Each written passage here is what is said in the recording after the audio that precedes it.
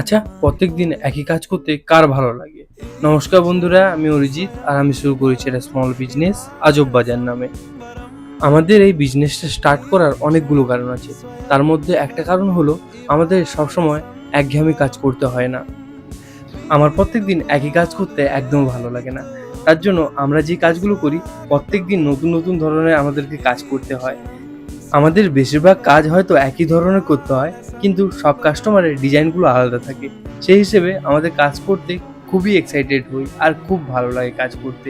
আজকে এই 2D বোর্ডের অর্ডারটা এসেছিল আর এটা লেখা ছিল শোভা ভ্যারাইটিস। লেখাটা পুরোটা কমপ্লিট করার পর কেমন লাগছে তোমরা একটু কমেন্ট করে জানিও।